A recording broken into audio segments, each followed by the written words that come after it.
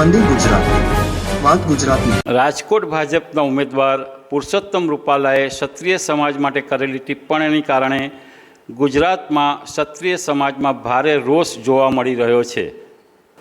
બારડોલીમાં યોજાયેલા ક્ષત્રિય સમાજના સંમેલનમાં રાહુલ ગાંધીના નિવેદન પર ક્ષત્રિય સમાજના મહિલા આગેવાન તૃપ્તિબાએ વંદે ગુજરાત સાથે વાત કરતાં જણાવ્યું હતું કે રાહુલ ગાંધીએ આવા નિવેદનોથી બચવું જોઈએ અને એમના નિવેદનને અમે સખત શબ્દોમાં વખોડી કાઢીએ છીએ। તેમણે પીએમ નરેન્દ્ર મોદી પર પ્રહાર કરતાં જણાવ્યું હતું કે મોદીજી કહેતા હતા કે મારી બહેનોને કોઈ સમસ્યા હોય તો મને એક પોસ્ટકાર્ડ લખજો તો તમારો ભાઈ હાજર થઈ જશે। એના જવાબમાં તૃપ્તિબાઈએ જણાવ્યું હતું કે ક્ષત્રિય બહેનોએ મોદીજીને 15,000 પોસ્ટકાર્ડ લખ્યા છે પણ એમણે કોઈ જવાબ આપ્યો નથી। એટલે ગુજરાતની બધી સીટો પર ભાજપાને ઉમેદવારને હરાવવા માટે ક્ષત્રિય સમાજ હાકલ કરશે। જુઓ વંદે ગુજરાત પર તૃપ્તિબા સાથે સીધી વાત। ક્ષત્રિય સમાજનું આંદોલન પૂરા ગુજરાતમાં વિસ્તરી ચૂક્યું છે ત્યારે બારડોલી મુકામે આજે ક્ષત્રિય સમાજના આગેવાનો સહિત મોટી સંખ્યામાં લોકો ક્ષત્રિય આગેવાનો ઉપસ્થિત રહ્યા છે। સાથે સાથે ઘણા બધા કાર્યકર્તાઓની સાથે ક્ષત્રિય સમાજના લોકો પણ અહીંયા પર ઉપસ્થિત છે। અમારી સાથે જોડાઈ રહ્યા છે ક્ષત્રિય સમાજના મહિલા આગેવાન તૃપ્તિબા। અમે સીધી વાત કરીશું તૃપ્તિબા સાથે। તમારે जी જે અમારો સેકન્ડ ફેઝ કે સેકન્ડ રણનીતિ હતી પાર્ટ 2 કે લોકશાહી ઢબે લડત આપવી તો એ ફેઝ તો મતદાન સુધી મતદાન મત બૂથ સુધી અમારો ચાલશે અને નિર્ણાયક મતદાન થશે। એની માટેની જેમ બૂથ લેવલે કોઈ પાર્ટી કામ કરતી એ પ્રમાણે અત્યારે અમારો સમાજ પણ બૂથ લેવલે કામ કરશે અને છેલ્લે સુધી નિર્ણાયક મતદાન થશે અમારી અસ્મિતાના વિરોધ માટે। અચ્છા, તમે નિર્ણાયક મતદાન તો તમે કરશો, તમે ભાજપનો વિરોધ કરો છો તો તમારું જે આંદોલન હતું પહેલાં સામાજિક હતું, હવે તમે પાર્ટીના વિરોધમાં આવી ગયા છો તો ભાજપનો વિરોધ કર્યા પછી હવે તમે કઈ પાર્ટીને સપોર્ટ કરશો? જો આપને બહુ ક્લિયર કહું, આ આખી લડાઈ છે ને આ કોઈ પાર્ટીની લડાઈ નથી। આ લોકશાહીમાં કોઈ નેતા જ્યારે બહેનો દીકરીઓ પર ટિપ્પણી કરી જાય છે, અમારા ગૌરવવંત ઇતિહાસ પર લડત મીન્સ લાંછન લગાડી ગયા છે, એની લડત છે। આજે લોકશાહી છે, બીજું શું કરી શકીએ? આજે જ્યારે તમારો એક જનપ્રતિનિધિત્વ જો જ્યારે તમે એને બનાવો છો, એ મા બહેનની ટિપ્પણીઓ કરે છે અને એને તમે નેતા ચૂંટીને લાવો છો। પહેલો અમારી સીધી માંગ હતી કે પાર્ટી એની ટિકિટ રદ કરે। જો પાર્ટીએ કદાચ એ ટિકિટ રદ કરી દીધી હોત તો આ સંમેલનની આની કદાચ આ જરૂરિયાત જ ન બની હોત। પાર્ટી ટિકિટ રદ નથી કરી એનો મતલબ એમને ક્ષત્રિય સમાજની બહેનોની અસ્મિતાને જે ઠેસ પહોંચી છે એને નજરઅંદાજ કરી છે।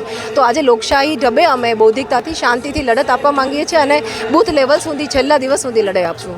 માનો કે તમે ભાજપનો વિરોધ કરો છો તો ક્યાં શું કોંગ્રેસનો સપોર્ટ કરશે તમારા સમાજ? લોકશાહી છે, આજે જ્યારે એક વ્યક્તિને તમારે હરાવી છે તો સ્વાભાવિક છે કે બીજી વ્યક્તિ તો બીજી જે પાર્ટી છે એને તમારે સપોર્ટ કરવો પડે।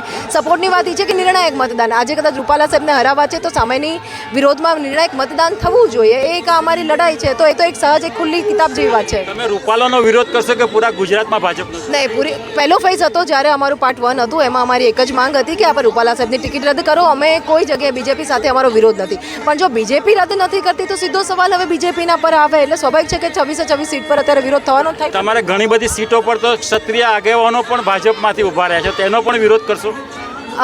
આમાં મને એક પણ ક્ષત્રિય કોઈ સાંસદમાં છે નહીં અત્યારે કોઈ પાર્ટીમાં ઊભા કરે। અને આમાં કેવું થાય કે આ લોકશાહીની લડાઈ અમારી સમાજના 5 ઉમેદવારો છે છતાં પણ આજે જ્યારે વિરોધાત હોય, જ્યારે અમારી અસ્મિતાનું મૌડી મંડળ આજે મૌડી મંડળ પાસે સત્તા હતી અસ્મિતાની લડાઈ અને નથી કરતી તો સ્વાભાવિક છે કે એ 5 સીટ અમારી હશે તો પણ છતાં પણ અહીંયા આજે નિર્ણય થશે મતદાન। આજે રાહુલ ગાંધીએ એક નિવેદન કર્યું છે કે રાજા મહારાજાઓ ગરીબોની જમીન લૂંટી લેતા હતા, એ બાબતે શું કહેવું? જે દુઃખદ વાત એ જ છે, મેં પહેલાં પણ એક મારા વિડીયોમાં કીધું કે પહેલાં સમય હતો કે રોટી કપડાં મકાન ઉપર આપણે તમે રણનીતિ રાજનીતિ કરતા, એના માટે તમે લોકો પાસે મત માંગતા। ધીરે ધીરે હવે જ્ઞાતિ જાતિ પર ટિપ્પણી થવા માંડી છે। આપના માધ્યમથી હું માનનીય રાહુલ ગાંધીજીના પણ સ્ટેટમેન્ટને વખોડી કાઢું છું અને આ ન થવું જોઈએ એની માટે આની માટે અમે રજૂઆત પણ કરી અને જોઈએ આગળ અમે જોઈએ કે કઈ રીતે એમની માફી પણ સ્વીકારવી એને આગળ જે પણ આગળ ચર્ચા થશે। 1 તારીખ અને 2 તારીખે પ્રધાનમંત્રી નરેન્દ્ર મોદી ગુજરાતના પ્રચાર માટે આવવાના છે।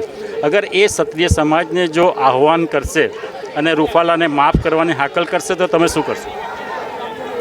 માનનીય મોદી સાહેબ અમને આહવાન કરશે એ પહેલાં અમે મોદી સાહેબને પણ આહવાન કરી દીધું હતું. અમે પત્રો પણ મોકલ્યા છે, લેટર્સ ઘણા બધા લખ્યા કે જ્યારે ગુજરાતથી જતા હતા ત્યારે એમણે એવું કીધું હતું કે મારી ગુજરાતની બેનને જરૂર પડે તો મને એક ટપાલ લખી દેજો.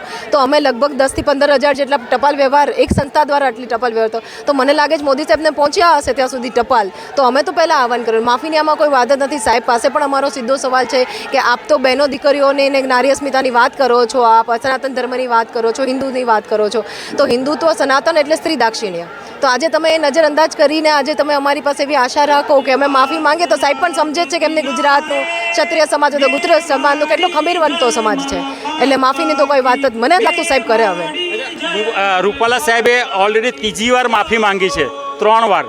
એવું કહેવાય છે કે અગર કોઈ ભૂલ થઈ ગઈ હોય અને ભગવાન પાસે માફી માંગે તો ભગવાન બી માફ કરી દે. તમે શા માટે માફ નથી કરતા? અમે ભગવાન નથી, અમે માણસ છીએ, બરાબર. આજે અમારી માતા બહેનો પર જ્યારે ટિપ્પણી થઈ જાય 3 વારમાં, પહેલી બીજી માફી આપણે જોઈ લીધી હશે. કોઈ પણ ભૂલ હોય ને એને પ્રાયશ્ચિત હોય, માફ ત્યારે કરવામાં આવે જ્યારે એનું પ્રાયશ્ચિત હોય. એટલે અમે પહેલાં જ કીધું કે પ્રાયશ્ચિત કરીને પોતાની ટિકિટ જતી કરો તો પછી વાત પૂરી થઈ ગઈ હતી. લાગે છે ક્ષત્રિય સમાજના વિરોધથી રૂપાલા હારી જશે એવું? જો આ ખાલી માત્ર ક્ષત્રિય સમાજનો વિરોધ નથી. અમે પહેલાં પણ કીધું હતું કે આ નૈતિકતાને જે અધોપતન થાય છે, માતા બહેનો પર જે ટિપ્પણી થાય છે એની માટેનું છે. સર્વ સમાજની અસ્મિતા આમાં જોડાયેલી છે. પરિણામ જે કોઈ પણ આવે, અમે લડત આપી હતી, એમનું અમને ખમીરવંતો અમારો એક ઇતિહાસ લખાશે એનો અમને ગર્વ છે. તૃપ્તિબા એમનું કહેવું છે કે અમારો વિરોધ રૂપાલા અને અમારા સમાજને અમે આહવાન કરીશું કે ભાજપાને મત નહીં આપે. સુરતથી શૈલેષ ચાપાનેરિયા, વંદે ગુજરાત.